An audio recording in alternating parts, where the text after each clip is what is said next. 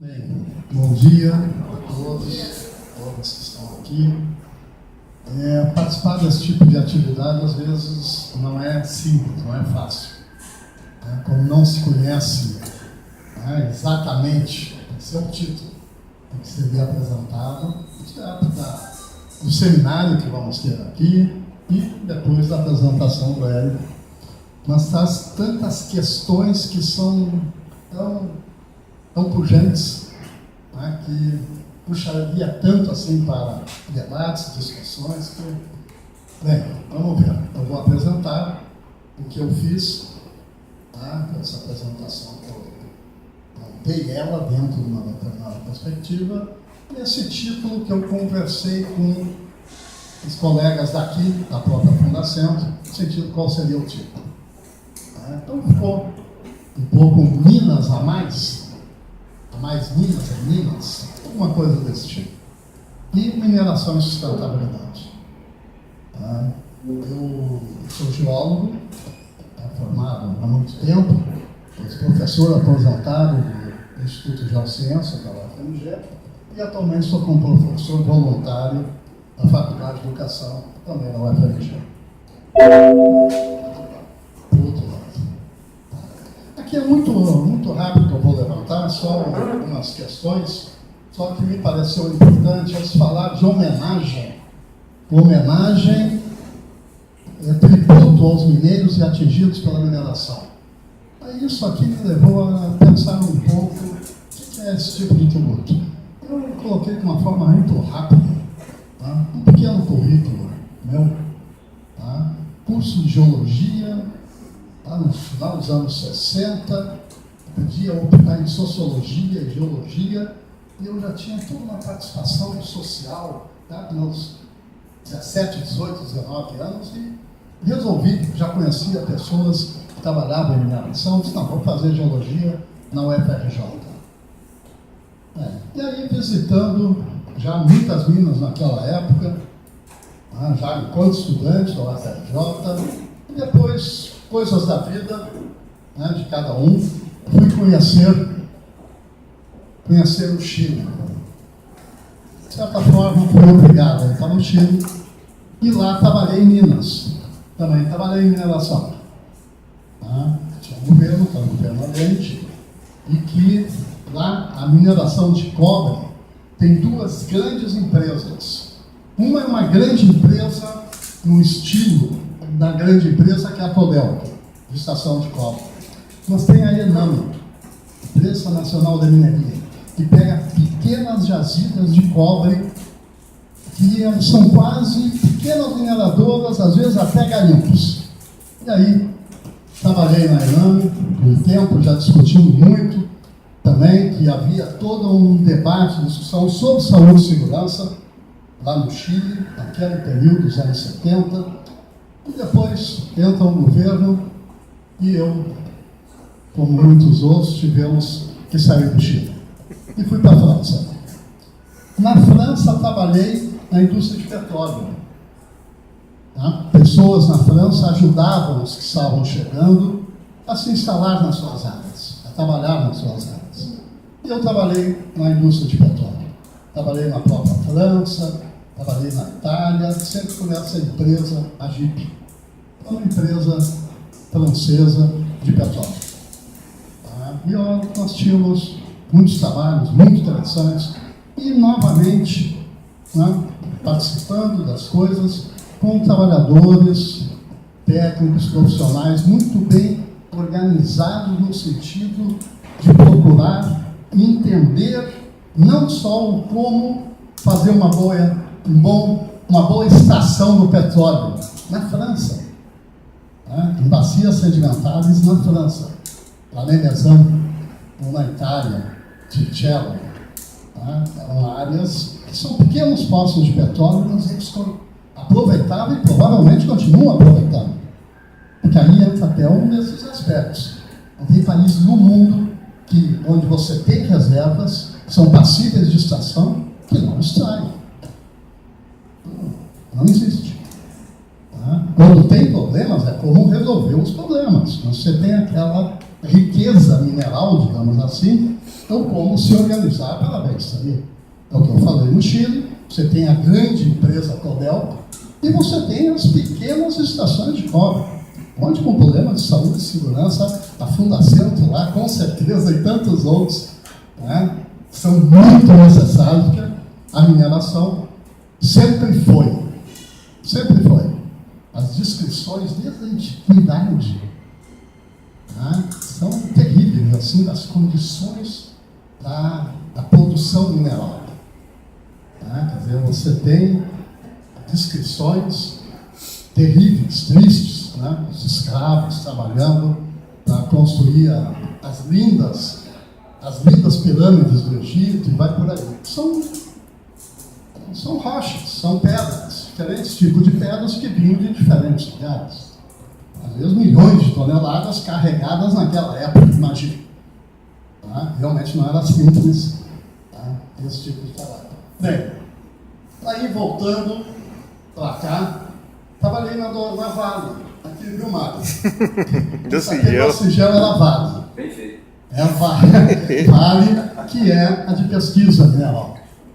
E como Vale, na época estatal, trabalhando no país inteiro, seja fosfato, procurando o país inteiro, porque o Brasil precisava de fosfato, seja potássio, porque o Brasil precisava de potássio.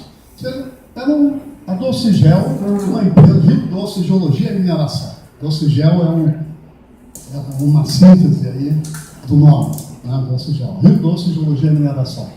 E trabalhando por todo o país, descobrimos Fazenda Brasileiro, que hoje é uma grande mina de ouro. Né? Quanto tempo eu passei comendo sanduíche e quebrando assim os veios de quartzo para encontrar um pouquinho de ouro para levar para meus filhos pequenos lá no interior da Bahia, para eles verem as pintinhas de ouro que tinha nos quartos que estavam na superfície. Hoje é uma das minas de ouro da Vale do Rio Doce, que se chama Fazenda Brasileira. Aí, na UFMG, venho para a UFMG, e na UFMG, além de ter essas mesmas experiências da UFRJ, lá como aluno, só que aqui agora como professor, e tendo toda essa responsabilidade de como passar questões que você levanta aqui, seja os aspectos técnicos e profissionais, que são fundamentais dentro de uma escola, como esses aspectos que, numa síntese, você em alguns momentos falou, Érico, da ética. Não é simplesmente da ideologia. Se é de um lado ou de outro, que obviamente já deu para perceber de que lado eu sou. Tá? Não é a questão se está do meu lado ou se não está do meu lado. É a questão da ética. É a questão de como fazer isso. E essa é uma questão que eu diria ainda não bem resolvida nas universidades brasileiras, nos técnicos, nos profissionais, os advogados, algumas profissões procuram trabalhar essas questões da ética, a medicina procura trabalhar, tem conselhos de éticas e tal. Nas experiências em países como o nosso, às vezes, a gente percebe que ainda falta muito para se conseguir avançar nas questões de éticas, onde alguém manda e você diz, eu não faço. E ao dizer não faço, não significa que você vai ser despedido. Então você precisa daquele emprego, pô. Não faço, você é despedido e não consegue emprego em nenhum outro lugar. Mas diz, tá bom, eu faço. Né? Quer dizer, essas reproduções vão se dar. Tudo bem. E talvez, aí, participando de várias coisas, não vou citar, mas só esse aspecto aqui da norma regulamentadora 22. Me recordo, era um congresso em Ouro Preto, e na época o ministro do Trabalho era Haddad, nosso professor, nosso colega aqui da UFMG. Qual o primeiro nome dele? Paulo Haddad. Chegamos no Paulo Haddad e dizemos, né, depois nós já participamos da Confederação Nacional dos Trabalhadores do Setor Mineral, e o professor geólogo, nós contribuindo, tendo uma organização nacional que juntavam todas as centrais e todas as correntes políticas. Chegamos no Paulo Haddad e dizemos, olha, essa INEC 22 não é boa não. Pô. Continua falando dos animais dentro das minas subterrâneas. Tem que haver mudança nisso. E ele topou. Ele concordou e se montou uma comissão nacional. E é talvez uma das coisas mais importantes da minha vida, ter participado, participando pelos trabalhadores. Eu, estava pela CUT, Marta Freitas participou também pelos trabalhadores, eu e a Marta Freitas. Era tripartite, tinha os empresários, e nós tínhamos também representantes do governo, que aí eu não posso falar de uma forma muito aberta, ainda mais nos dias de hoje, mas eu só vou dizer a referência de uma das pessoas, sem dizer o nome, não é a Mário Barreiras. Algumas pessoas de governo que, sem dúvida, se conseguiu avançar muito. E não tenho problema nenhum de dizer, com representantes do empresariado, muito interessantes também, muitos deles. Inclusive a representação dessa marca, que abriu as portas para se avançar em muitas coisas. Representantes dos empresários que eram um profissional dessa marca. Engenheiro de Minas ou geólogo? Não, era o Vitor Feitosa. O Vitor, mas ele era engenheiro de Minas ou geólogo? Mas tudo bem. É um representante dos empresários. É geólogo. Ele é geólogo. Geólogo, né? Assim como então se conseguiu avançar.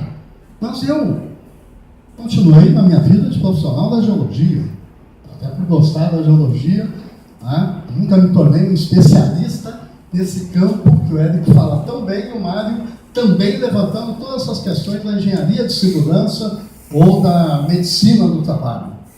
Tá? A minha visão sempre era outra. Posteriormente, tá? Participei, tá? Até um sucessor meu apareceu um pouquinho aqui, tá? Naquele filme, da UOL, tá? Nem me lembro o nome dele, que é o último. Eu nem sei se é ele que está aqui, eu acho que é o Luiz de Brasília, se não me engano, que é o atual secretário de Geologia, Mineração e Transformação Mineral. E que fala os dele até interessante. Achei interessante. É um cargo em que eu fiquei, esse cargo, por quase 10 anos. Eu fui quem ficou mais tempo nesse cargo. Que, aliás, ela de só Geologia e Mineração. Nós acrescentamos, a equipe toda, Transformação Mineral. Porque a gente achava que não podia ser só de fazer levantamento e descobrir a geodésia. Tinha que ser também o dessa agregação. Então, o nome oficial, que se manteve até hoje, é Geologia, Mineração e Transformação Mineral. Então, eu não coloquei aí, até porque eu coloquei coisas que nós fizemos. O Plano Nacional de Mineração 2030, teve gente, que é interessante, é muito interessante, vale a pena. Mas teve a Cooper Minas, uma mina média de carvão em Criciúma, que se tornou uma cooperativa de mineração, que está lá funcionando bem interessante. O Estatuto Garimpeiro, que é um setor extremamente importante, e a questão da geodiversidade, talvez que é desenvolvida principalmente pela CBRN, que é o Serviço Geológico do Brasil, e que às vezes não se percebe a importância dessa questão da geodiversidade. Todos nós conhecemos, desde pequenininho, o que é biodiversidade. E que é muito importante, até porque nós fazemos parte da biodiversidade, nós seres humanos. Mas a geodiversidade é onde a gente é o território que nós habitamos. Tá? No outro dia teve uma palestra, tá? Teve um evento no tribunal aí, do trabalho, que tinha um colega que fez exposição em português, tá? Onde eu comentei que lá em Portugal eles têm geologia desde o ensino fundamental. Desde o ensino fundamental tem os livros lá para os menininhos aprender o meio físico em que eles estão. No Brasil, essas coisas não se falam. Ainda mais hoje com com esses desastres criminosos que existem. Dizer isso aí eu não quero nem saber. De jeito nenhum. E eu continuo achando que os aspectos da geodiversidade são extremamente importantes. Amém. As questões de hoje. E aí, mas nesse mesmo evento, tá, uma provocação, no melhor sentido do mundo, que o Mário fez, né, lá nesse evento, dizendo o seguinte: não tem geólogo ou engenheiro de Minas e Minas Gerais que durma tranquilo. Não sei se ele vai falar hoje disso aqui. O que eu comentei para ele é o seguinte: Mário, eu não durmo tranquilo desde que eu aprendi há muito tempo de que a mineração é a indústria que mais mata, aleja e adoece entre todas. Isso são estatísticas oficiais, não é de hoje não. Não é só. É um desastre que é criminoso e é terrível? É. Mas as pessoas não sabiam disso? Que a mineração é a indústria que mais mata, aleja e acidenta? É. Para produzir os automóveis lindos que a gente anda. Ué. Se amplia enormemente a indústria de automóveis, se amplia a indústria da extração de minério. Ué.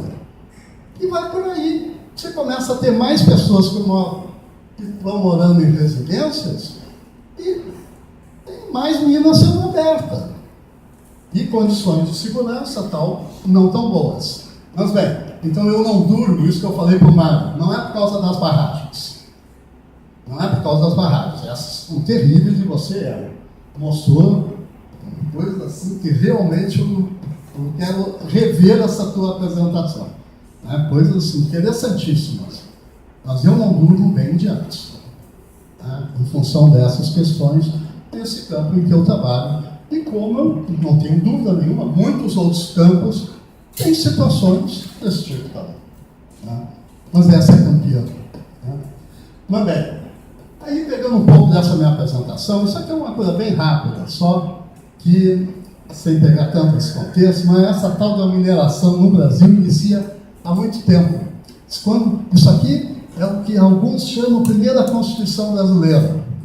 Quando Pedro Álvares Cabral chegou, um tanto de povos originários, porque, por favor, os caras não eram índios. A Índia foi o erro dos portugueses. Eles achavam que tinham chegado na Índia, mas, infelizmente, essas questões semânticas ficou até hoje. Né? A gente chama os caras de índios. São os povos originários. Eles se aglomeraram ali no Porto Seguro. E aí, entre 26 de abril e 2 de maio, pode ser que tenha sido hoje, no dia 29, isso que até eu disse, não, deixa eu colocar. Eu ia colocar lá, não, eu já tinha colocado com esse aqui, que está exatamente, pode ter sido hoje. Eles pediram para dois subirem. E os caras subiram. E um lá apontou para o medalhão do Pedro Álvares Cabral e disse: tem muito em terra. Medalhão de ouro. E outro apontou para o castiçal de prata, tem muito em terra. É a descrição pelo Vascaíno. Que, como não foi por e-mail, deve ter demorado para danar para chegar no tal rei Dom Manuel não sei o quê. Deve ter demorado. Mas está escrito isso. Está escrito. O ouro se levou mais de 100 anos para encontrar. O ouro. Que tem lá na terra. A prata, até hoje, nós geólogos, e todos os garimpeiros do Brasil, e nós geólogos profissionais, até hoje a gente está procurando. A gente ainda não encontrou. Mas como ele disse que tem, de repente vai ter. O que era isso? É que em 1494 e tal, os espanhóis chegaram do outro lado e encontraram povos que não é só que eles conheciam as minas, eles eram povos mineiros, os incas, astecas, maias, eles eram povos mineiros. Eles sabiam onde tinham, eles saíam, eles beneficiavam, eles faziam as joias. Ó. Eles não tinham conhecido o ferro. E aí, o que ferrou mesmo eles, desculpa o palavreado, é que eles não tinham descoberto a pólvora. Aí, aí não, foram dominantes. Mas isso do outro lado, do lado do Pacífico. Tá? Porque tinham condições geológicas lá, eram condições geológicas que daquele lado você tinha afloramentos, onde tinha grandes jazimentos de prata, ainda tem muitas minas de prata ainda, tá? E você tinha ouros que até porque eram povos mineiros, eram povos que conheciam aquele troço bonito, amarelo, batia nele e ele virava o que você quisesse, virava um fio. Tá? Pô, isso aí é ouro. Tá? Então, essa questão de como se dá esses aspectos da mineração tem a ver com esses desenhos aqui também, com essas cores que estão aqui, que são as geologias que existem, que são as condições de geração e acúmulo. Acumulou. Não se pode aceitar, eu acredito que não, já em muitos momentos já tive que discutir sobre isso, como se a rigidez locacional fosse uma determinante obrigatória. Lá tem que tirar. Não. Lá tem. A gente sabe que tem. Se vai tirar ou não, aí é todo um processo de discussão. Porque o que é prioritário para a população, para a comunidade, para todo mundo. Não só para um investidor que encontrou e aqui eu vou tirar de qualquer jeito. Agora, o ter ou não ter depende dessas cores aqui, depende dos tipos de rochas, dos tipos de ambientes, das histórias que são de bilhões de anos às vezes, centenas de milhões e bilhões de anos. Tá? Muito bem, continuando. E aí tem um aspecto que talvez nesse momento em Minas Gerais é dos mais sérios. Como tem muitas pessoas chegando, falando, discutindo, debatendo mineração, né? É uma coisa que eu fico, assim, eu tenho participado muito pouco, me nego algumas coisas, muitas vezes não sou chamado, muitas vezes me nego. Porque dependendo do como está sendo discutido, é aquela discussão tão ampla, tão variada, que é um show, são shows, e aí é ligar o monitor e ver um bom filme, às vezes, né? Porque o termo mineração, mineração não significa vale minério de ferro, mais amplo que isso, muito mais amplo que isso. Você tem mais de 25 mil títulos registrados na ANM-BNPM, Agência Nacional de Mineração, que é o ex-NPM. Desses 25 mil títulos, 98% são considerados de média a micro. Tem 2% que são grandes.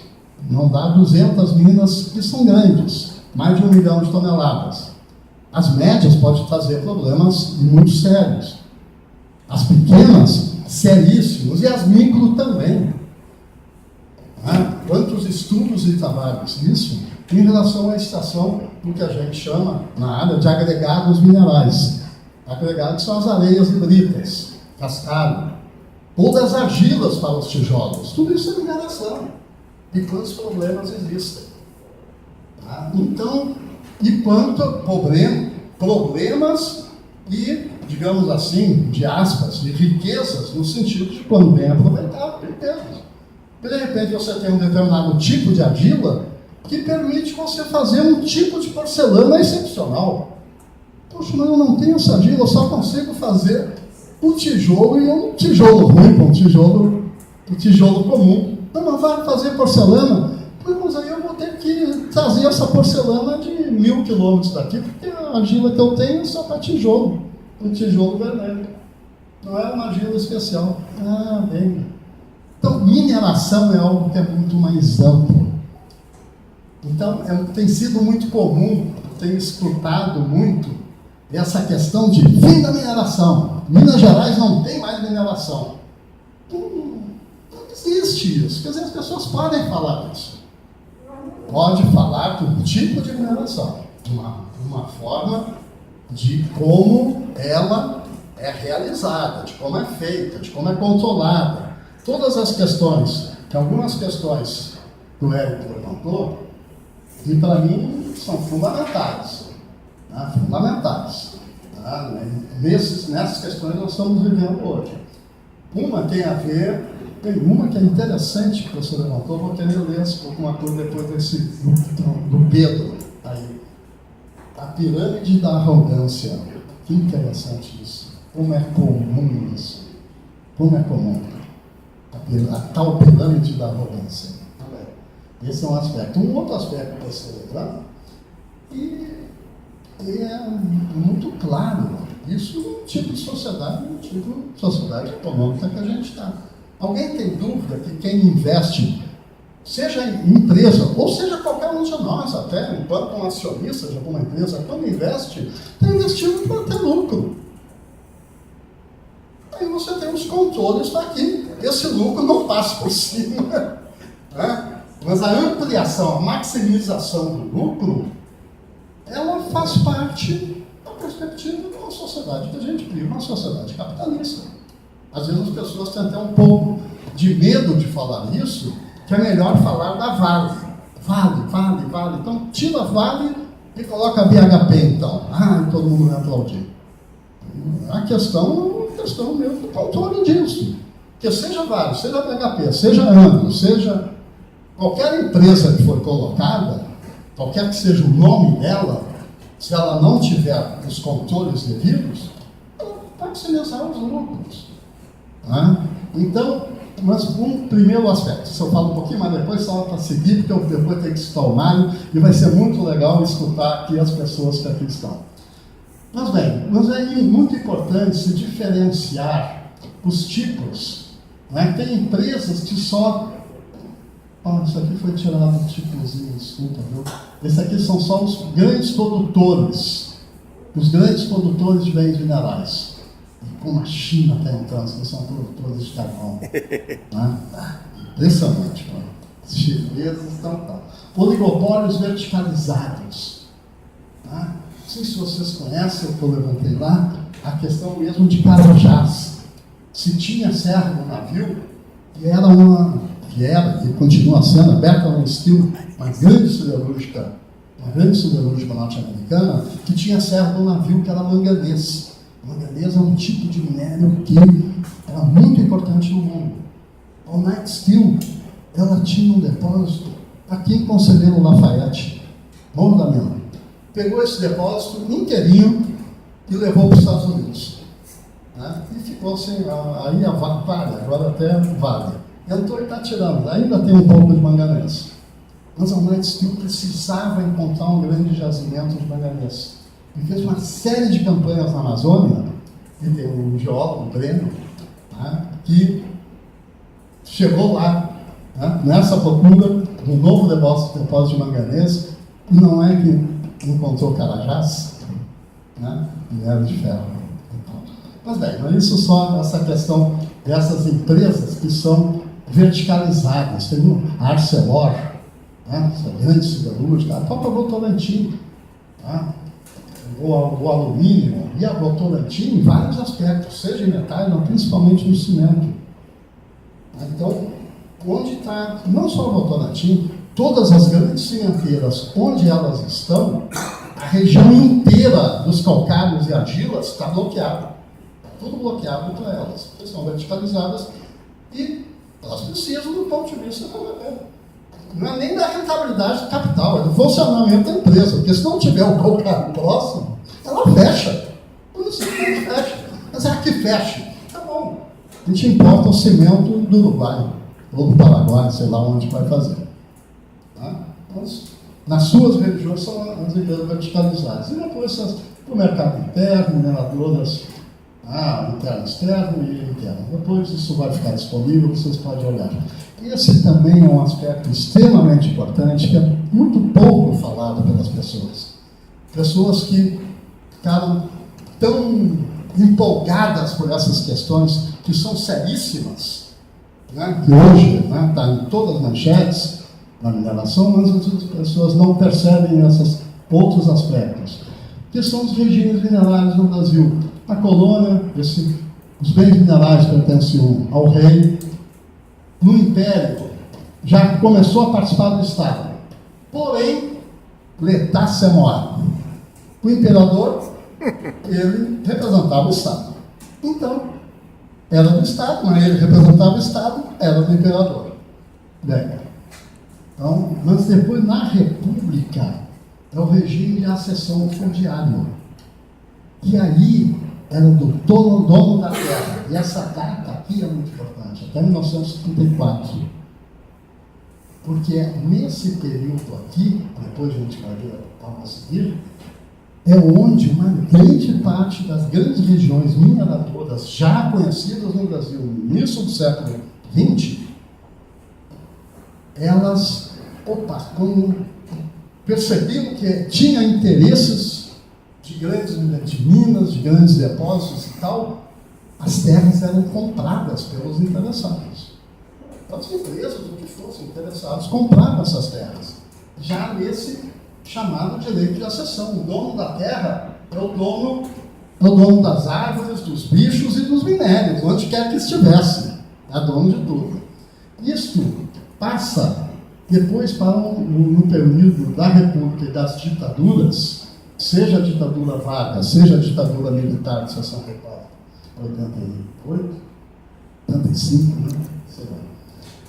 Tá? Nesse período, né, da República e das ditaduras, a preferência continuava sendo do dono da terra. Mas não mais, não, era só preferência. Se alguém descobrisse alguma coisa, o dono da terra poderia ter a preferência de dizer, eu quero. E aí tinha toda uma discussão e tal. Já o DNPM já existia desde 1934, né? Então o DNPM via isso e tal. Em 67, na ditadura militar, o que se mantém até hoje, a prioridade é do requerente. É quem primeiro chega no guichê do DNPM.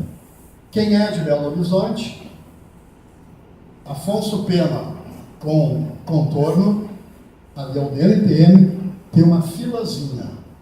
Há 20, 30 anos, não faz muito tempo eu soube, tem pessoas até muitas vezes até com violências, tem pessoas que pediram até aposentadoria por estar na fila há 30 anos, né?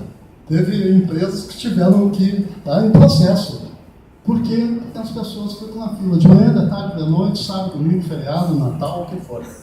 Porque quando sai uma disponibilidade no jornal, no diário oficial, é o primeiro que entrar no DNPM, que se torna dono. É o direito, a prioridade do requerente. Nós tivemos, e aí é que eu tenho levantado muito essas questões, tá? De 2017 até o ano passado, nós tivemos um conjunto de mudanças grandes no marco regulatório brasileiro. Tá? Em primeiro lugar, tem as 3 medidas provisórias do governo Temer, em julho de 2017, e que 2 delas se transformaram em lei em dezembro de 2017. Uma delas é a questão da CEFEM dos 50% para o aproveitamento de rejeitos, paga 50% pelo rejeito aproveitado. O que é uma boa medida. Uma boa medida. Que você, quando tiver teu rejeito, você não considere, você separe, você procure aproveitar esse material que você está jogando fora. Aproveite ele. O Estado dá um incentivo para que você aproveite esse material. Mas depois até conversa um pouquinho sobre isso. Mas tem 2 foram aprovadas em dezembro de 2017. A transformação do DNPM em Agência Nacional de Mineração e essa da lei do CEFEM, que tem um tanto de mudança, tem um outro aspecto que parece, viu, Marco? Vocês têm participado, mais disso, que o pessoal não está dando muita atenção também.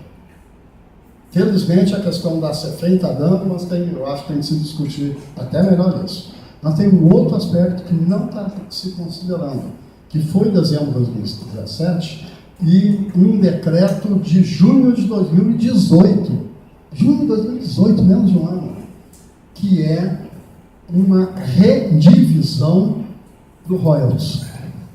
Uma redivisão que está considerando também os municípios afetados.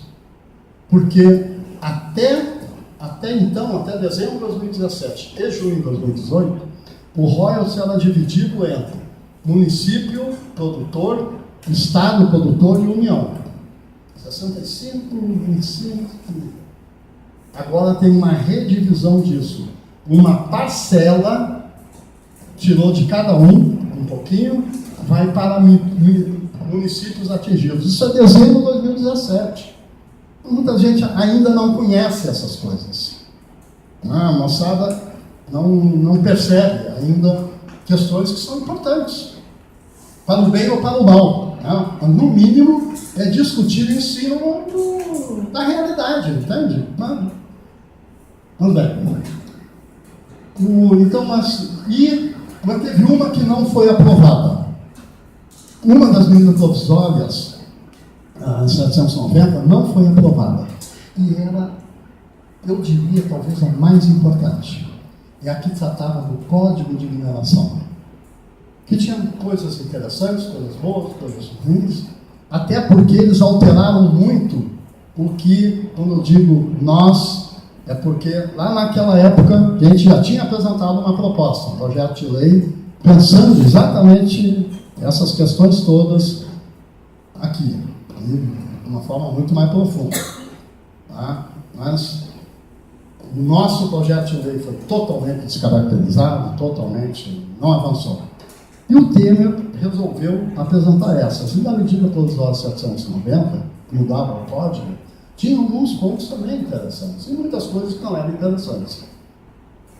Ela não foi aprovada no Congresso em dezembro de 2017. Mas foi aprovada, olha que, é sério mesmo, quando aconteceu isso, eu estou durando tempo demais, eu acho, estou contando muita história, eu tenho coisa para mostrar. Mas, olha só, a inteligência, às vezes, olha só, eles, ao invés de mudar o código, a lei 227 de 68, que é a lei, eles mudaram um decreto, que é o presidente da República que assina, mudaram o regulamento do Código de Mineração. Em 12 de junho de 2018, quem tiver interesse pode procurar, 12 de junho de 2018, foi publicado um novo regulamento do Código de Mineração brasileiro. Então resgata, mantém coisas que a lei não permitiria mudar, mas tem um tanto de questões novas.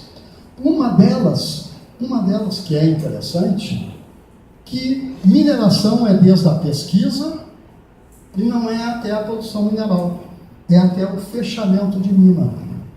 E obriga um tanto de questões para o fechamento de mina, que é um dos aspectos, talvez, dos mais sérios dessas questões que tem a ver com sustentabilidade da mineração. Fechamento de mina. E prevê uma série de questões, vai ter que ter portarias e tal. Isso é um decreto do código, do regulamento do código. E como não aprovou o código, eles fizeram isso e aprovaram esse decreto de regulamentação, que mantém a mesma estrutura lá de 1934, que se reflete em 1967 e que, de certa maneira, teve continuidade até hoje, que é uma prioridade para a extração mineral.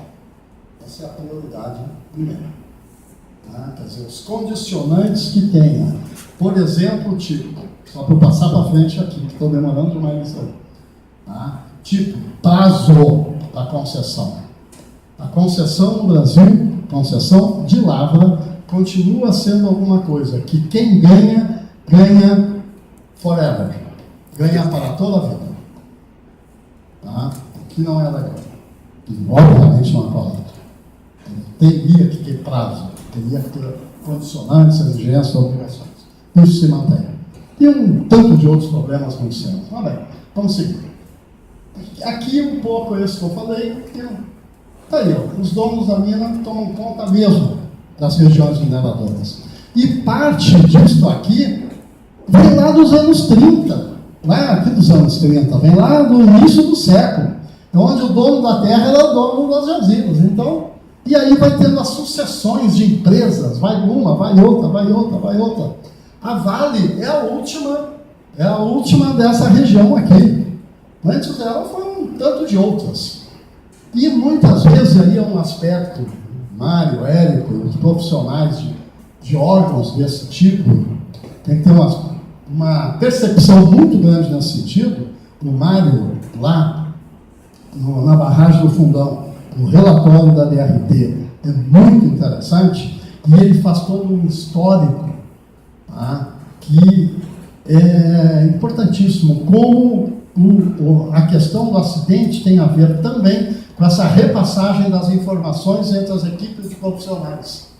De repente, tem profissionais que são despedidos e outros entram. Não, o que eu sei está ali naqueles arquivos. Mas nem tudo está nos arquivos. O que é o prioritário? É aquele amarelo ou aquele vermelho? Né? O sujeito que está lá há 10 anos, ele sabe que dependendo da situação ele pega aquele vermelho. O amarelo não, isso aí não tem nada a ver. O vermelho é o quente. O sujeito que chegou está no armário. É tudo igual. Então, essa passagem de informação, por como se dá o aspecto organizacional que você levanta, é de uma seriedade muito grande, ainda mais quando a gente tem uma indústria que vai passando de donos. E ao passar de donos, são mudanças de equipes, de controles, de gerências, e vai por aí. Bem, aqui é um aspecto importante, tá? Daquela mesma forma, e uma das grandes mudanças que vai se ter, isso aqui não estava previsto. Estou conversando com a Marta e o Mário sobre a minha apresentação lá. O Mário não falou nada, mas a Marta me deu uma sugestão. Cláudio, coloca um slide sobre essa evolução histórica das minas. Isso aí é muito interessante. É uma previsão do Raul Manteros, que é um pessoal que trabalha muito com as questões econômicas, e Europa, Estados Unidos, e nós estamos entre esses 6. Tá? Isso tem a ver, sim, somente com as questões ambientais? Podem ter certeza que as questões ambientais são importantes, sim, mas não é só ambientais. Isso aí tem muito a ver com exaustão das minas deles. Exaustão, mano. O minério vai acabando, o teor diminuindo. Opa, temos que encontrar outras regiões que têm mina, mano. E vão atrás das outras regiões que têm mina. E aí uma historinha que às vezes, eu conto, que eu acho que é interessante, no final do ano passado, se teve manchetes no mundo inteiro, aqui também, aqui muitos professores e tal, alguns colegas meus, inclusive, que colocando lá, a Alemanha fechou a sua última mina de carvão, dezembro de 2018. Palmas para a Alemanha. Eu conhecia bem esse tipo de situação, eu fui atrás da informação. Dezembro de 2018, agora, alguns meses atrás. E é verdade, realmente a Alemanha fechou a sua última mina de carvão. Sua última mina de carvão subterrânea. E ampliou a produção das suas minas a céu aberto de lignito e inventaram, como se fosse diferente, minas de coque. Coque é um nome que se dá para carvão que é utilizado na siderurgia. Provavelmente, além de só usar na siderurgia, essas minas a céu aberto de coque estão também abastecendo as termoelétricas deles, que eles estão fazendo um esforço enorme de redução da produção elétrica deles, a termoelétrica deles, tá? Mas ainda está com 30%, 40% de termoelétrica, a carvão. Então, a propaganda cantada por todo mundo é essa: fechou sua última mina de carvão. É verdade, subterrânea. E ampliou as minas a céu aberto. Eita, danado. Tá? Que propaganda enganosa nesse sentido. Da mesma forma, e só mantendo a questão carvão, nesse sentido, tá? Tipo, por exemplo, os Estados Unidos reduziu sua produção de carvão. E reduziu mesmo. Nos últimos 5, 6, 7 anos, os Estados Unidos passou de 1 bilhão e pouco de toneladas ano, passou por 700 milhões de toneladas ano. Uma redução enorme. E colocando isso em contraponto de ampliação de algumas minerações de carvão em Santa Catarina e Rio Grande do Sul. O Brasil nunca, em toda a sua história, em toda a sua história até hoje, passou de 10 milhões. Right? Saiu de 1 bilhão para 700. Tranquilo. Tá? A Alemanha era 200 milhões de toneladas. Era 10 anos atrás. Não estou dizendo que não é um problema seríssimo, porque a forma, isso que você levantou aqui, na maximização de lucro, se a gente colocar, o Mário conhece as questões, você deve conhecer também.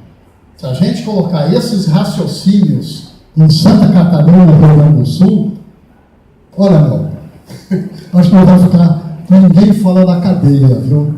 Pelo que se matou e se mata ainda pessoas com as silicoses as mais diversas, com poluições as mais diversas, até porque o carvão nosso, do brasileiro de Santa Catarina, é um carvão ruim, porque ele tem muita pirita, tem muito enxofre. Então o enxofre que nós temos muito, não vai nem para a barragem, vai para os rios. E poluindo muito isso. Tinha uma das empresas, que era uma empresa estatal, que o Collor fechou, e fazia uma atividade que faz parte no mundo inteiro. Carvão piritoso, você produz enxofre. O Brasil consome e importa enxofre, e muito. $1 bilhão, sei lá quantos. Não sei exatamente o número. O Brasil importa enxofre e Santa Catarina, Rio Grande do Sul, joga o seu enxofre nos rios. Bem, são essas questões que têm a ver com maximização de lucro, com investimentos e tal, que não é só uma questão hoje. É uma questão hoje gravíssima, seríssima. Mas, infelizmente, essas coisas têm histórias. Também, mas aqui, de qualquer forma, nós podemos esperar que a nossa mineração, pode ter certeza, ela vai ampliar. Então, o Brasil é um país continental, ainda tem muitas áreas para serem extraídas. Aí é onde se coloca de uma forma muito mais forte em como se conseguir ter um Estado que controle melhor.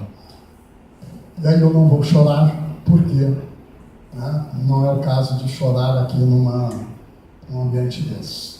Mas com a redução do papel do Estado que está sendo prevista, realmente, prevista não, implantada, é muito complicado. Bem, seguindo, aqui as minas de Minas. Isso que eu tinha só levantado é uma questão da geologia do estado de Minas Gerais. Agora, essa geologia do estado de Minas Gerais, onde vai ter um tanto de bens minerais, com certeza, falando assim de cabeça muito rápido, seja ferro, seja minério, seja grafita, seja lítio, e, sei lá, gemas, um tanto de coisas aí. Minas Gerais tem muito, tem jazidas, e vai se desenvolver, vai crescer. Seja calcário, seja topázio imperial, o único lugar que tem. Aqui perto de Ouro Preto. Opala, o único lugar das mais lindas, está lá em Pedro II, no Piauí. Ametistas, lindíssimas, lá no Rio Grande do Sul. Região inteira, muitos municípios que vivem disso. Com problemas seríssimos, às vezes, ambientais, de saúde, tudo mais. E são desafios que se colocaram e se colocam no mundo. Sempre se colocaram e sempre se colocam no mundo. Mas bem, e aí tem alguns aspectos que eu gostaria só de destacar. Sustentável e segura tem um aspecto brasileiro que, infelizmente, não se conseguiu resolver ainda. E que é base para qualquer planejamento, que é essa questão de estatística. Essa questão de estatística é impressionante. Por exemplo, quando a questão do CNAE é comum, tá? Que é o Cadastro Nacional das Atividades Econômicas. É o principal índice nacional, qualquer um aqui que estuda, em qualquer campo, e vai entrar no aspecto das estatísticas nacionais, seja financeira, seja o que for, ele tem que ver esse Cadastro Nacional das Atividades Econômicas. Não vou dizer de onde, aí não vou mesmo, viu, Mário? Mas tem um trabalho de uma central sindical, que contratou um grande setor aí, que fizeram um trabalho lindíssimo sobre a indústria extrativa mineral. Aí depois publicou, isso uns 3, 4, depois Mariana comigo. Aí, conversando com o pessoal, dizendo, pessoal, esses dados aqui, eles estão trazendo, para tudo do CNAE e tal, eles estão trazendo a indústria, a atividade extrativa mineral, incluindo mineral sólido, petróleo e gás, que distorce totalmente do ponto de vista econômico, de trabalhador, de salário, de tudo. O petróleo e gás é uma indústria que é muito grande, é muito expressiva, nacional e internacionalmente. Então é muito comum esses trabalhos juntarem isso. Então, no CNAE, você vai pegando questões que acarretam problemas. São estudos sérios que, às vezes, o DNPM, depois, a agência hoje, depois de algum tempo, os números maiores da agência, eles já colocam lá, com petróleo e gás, ou sem petróleo e gás, já colocam lá. Já distingue. Ainda nessa questão de estatística, então, só como uma sugestão para vocês. A Secretaria de Geologia e Mineração do MNE, de Transformação Mineral, tá? Ela publica anualmente o Sinopse Mineral, desde 2005. Mas a Sinopse Mineral, o pessoal deu um salto nisso, que é o seguinte: ela divide a mineração, metalurgia e não metálicos. Não metálicos o que é? É aquilo que eu levantei lá naquele início, os verticalizados. Porque no próprio sumário do DNPM, da agência, o calcário é só o calcário agrícola. Porque no outro ele coloca cimento. Você diz, uai, é um sumário mineral, por que está cimento? É porque uma parcela muito grande do calcário vai para a cimenteira, mas não tem uma estatística própria, não consegue fazer isso, é difícil.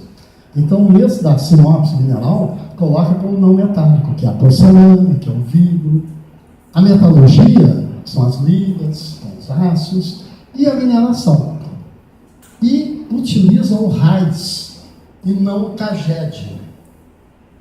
O CAGED, ele faz um levantamento dos que têm a CLT, quem tem contrato de trabalho. Então, por exemplo, em Brumadinho, aí falando da Corte do Feijão, para não falar o município, coitado do município é vítima, falando da barragem e da Vale, o que aconteceu, pelo CAGED, ali no refeitório, talvez tivesse 50 pessoas da empresa Vale. Pelo RAIS, tinha 400 pessoas. Dá uma distorção, e muitas vezes as pessoas não percebem isso. Não é questão do não querer, é de que a pessoa é de outra área, e ali está na mineração, todo mundo discutindo o mesmo tema que está aí, e tem que dar o seu recado. E não. E isso acontece, o Mário e a Marta, vários trabalhos dele, essa questão do CAT é terrível, as subnotificações que existem. Mas aí eu não entro. As questões da CEFEM, os usos da CEFEM, e aí um aspecto que é talvez um dos mais sérios no Brasil, que é essas lavras informais e ilegais.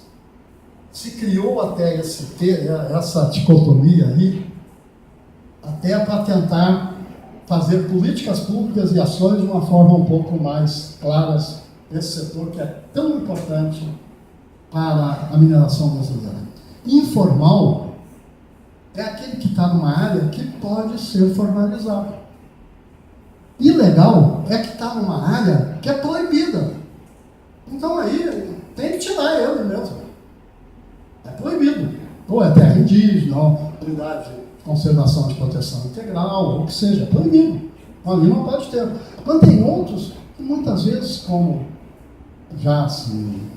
existe isso em países como o nosso, é uma questão de extensionismo. É uma questão de como fazer que o cara faça direito. Ele quer continuar ali, ele vive daquilo. Então, é o como ter procedimentos para que ele possa desenvolver.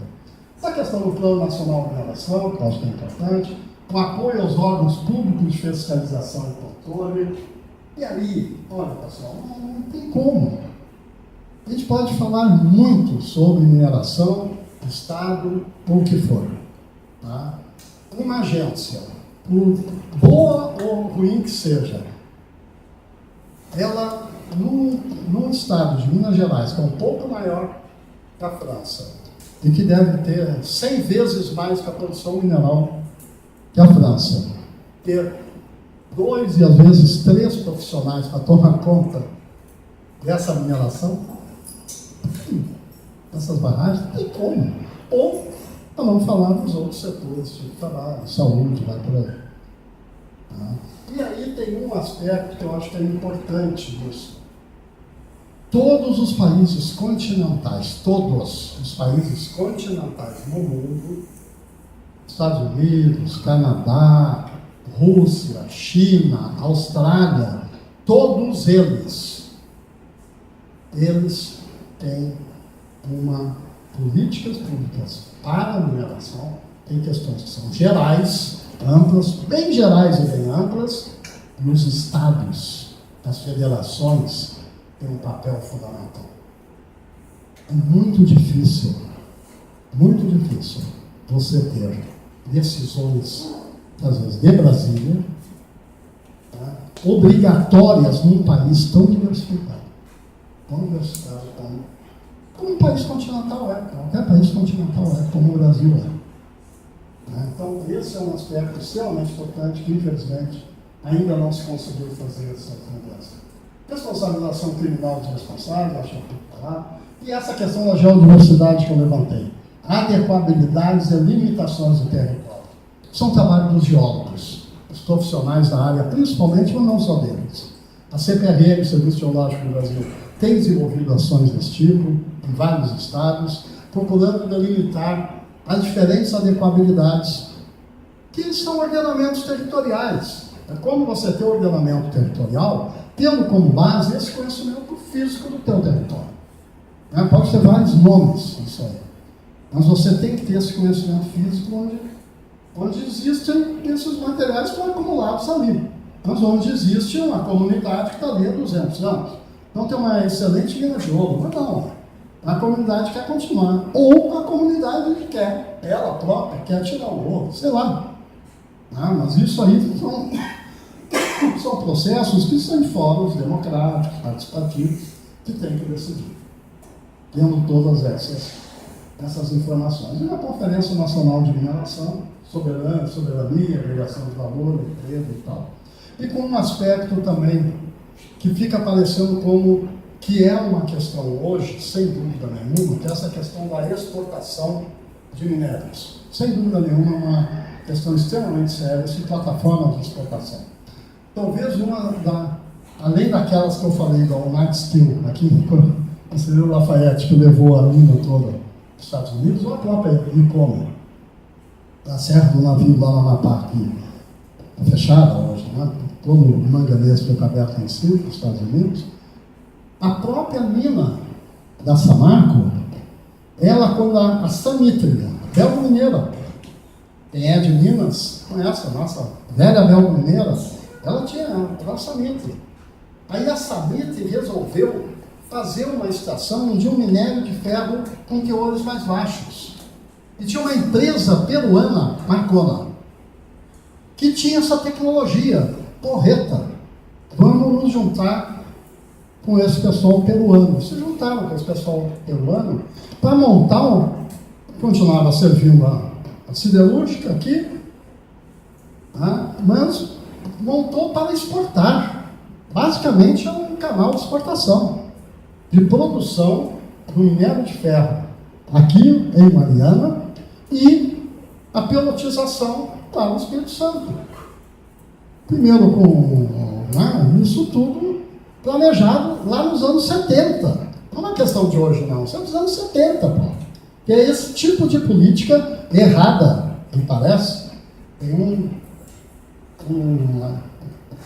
historiador natural, geólogo profissional da área, Djalma Guimarães, cara aqui de Minas Gerais. Até um museu se chamou de Djalma Guimarães uma época, esse museu aqui da Bahia, em homenagem a ele. O Djalma Guimarães, lá nos anos 60, 70, ele falava muito o seguinte: não se pode permitir que se extraia todo o manganês do Lafayette. Ele tinha todos os pontos. É um manganês excelente. As nossas siderúrgicas aqui, a gente tem que aumentar a produção delas. Elas vão precisar de manganês. E esse é um manganês excelente. Bem, não foi escutado. O manganês inteiro foi embora. E as siderúrgicas brasileiras, todas elas aqui, importam de outras regiões do Brasil e até do exterior. Porque aqui, na região, a produção é pequena. Pequena até, deixa eu só acrescentar, eu vou já terminar, está bem rapidinho para eu terminar. Tá? Que é muito interessante esse aspecto da agregação do valor. Se teve, e aí, isso é importante, se teve essa questão dos picos, que você mostra, é interessante como muitas vezes nessas questões que se colocam na questão da mineração, os aspectos econômicos, eles são determinantes. E a economia, o dinheiro, é fundamental para todos nós. Mas às vezes é necessário ver outros aspectos. Se por um lado se teve uma ampliação de quase 8 vezes do preço do minério de ferro, tá? Se teve uma ampliação de duas e poucas vezes do volume. O volume passou de 100 para 200 e agora 400. 100, 200, 400. Tá? 4 vezes aqui, mas se começar no 100, que é lá atrás, o preço, ele amplia muito mais o valor econômico. É uma ampliação muito maior. Mas como o raciocínio de muitos gestores, seja federais, seja estaduais, e que repassam isso de uma forma muito forte, é a questão de balança comercial, não se discute tanto essa questão de volume. O volume, se nós tivéssemos uma mineração que a gente quer ter, com transformação mineral, o volume teria que ser muito maior. Teria que ser. Nós passamos, nesse período agora, de 1990, nós produzíamos 31 milhões de toneladas de aço. Hoje, a gente produz 34 milhões de toneladas de aço. A China, nesse mesmo período, produzia 50. Hoje produz 500. Eu estou chutando os números, viu? As proporções são mais ou menos essas. Se nós estivéssemos realmente produzindo o que a gente queria do ponto de vista de produção de aço em Minas, a produção, a extração de minério seria muito maior do que a que tem hoje. Seria compatível com o que os Estados Unidos fazem, com o que a França sempre fez, com o que a Inglaterra sempre fez, com o que a Alemanha sempre fez, com o que a Rússia sempre fez, com o que a China sempre fez. Tá? Mas para isso nós temos que nos organizar. Não dá para a gente se enganar nós mesmos. Tá? Estamos produzindo mal, estamos controlando mal. Existe a priorização da maximização do lucro. Existe esse tipo de relação não ética de profissionais, inclusive. Tudo isso é o incorreto. Tudo isso tem que ser cortado. Também. Vamos mais um pouquinho. Aqui é só um companheiro da Baiana. Você conheceu ele, lembra? Um baiano, Mário, juvenil, faleceu. E o Joãozinho, João Trevisan, também um companheiro do Rio Grande do Sul. Uma poesia que ele faz. Aí depois vocês... E a questão do Conexões de Saberes, que é um trabalho da UFMG, que reúne trabalhadores, professores e técnicos, tá? Num processo de conhecimento, de construção de conhecimento, Conexões de Saberes, que é um processo muito antigo, a professora Deise Cunha, Francisco Lima, tem várias pessoas que têm trabalhado com esse tipo de ideia de como colocar numa mesma mesa diferentes conhecimentos. Isso, quem quiser, depois pode procurar. Em relação a sim, segurança e contabilidade também. Obrigado a Cláudio.